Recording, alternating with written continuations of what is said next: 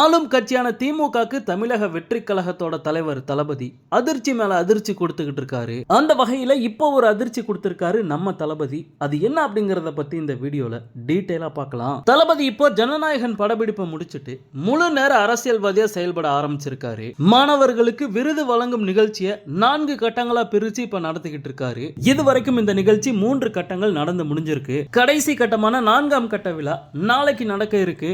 இந்த நிலைமையில தளபதி நேத்திக்கு ஒரு சம்பவம் பண்ணியிருந்தாரு. அதாவது தளபதி அவரோட முதல் கள அரசியல் பயணத்தை பரந்தூர்ல இருந்து ஆரம்பிச்சாரு. ஜனவரி மாசம் பரந்தூருக்கு போனாரு. அங்க இருந்த விவசாயிகள் மற்றும் போராட்ட குழுவினரை சந்திச்சு தளபதி அவரோட ஆதரவை தெரிவிச்சாரு. பரந்தூர் விமான நிலைய எதிர்ப்பு போராட்டத்திற்கு தமிழக வெற்றி கழகம் சட்டத்திற்கு உட்பட்டு எல்லா வகையிலும் ஆதரவா இருக்கும் அப்படிங்கிற மாதிரி சொல்லியிருந்தாரு.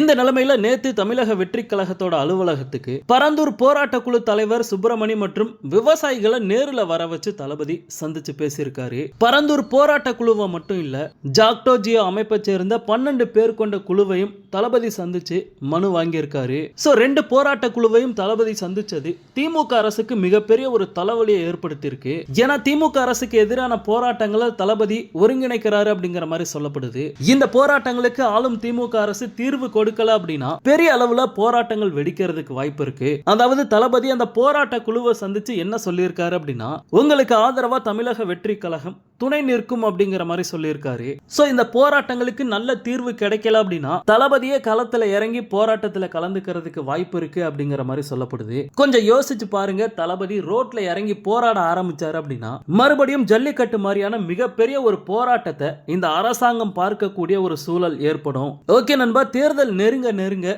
தளபதியோட வேகமும் அதிகரிக்குது.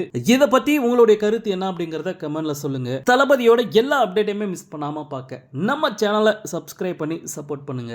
தேங்க்யூ.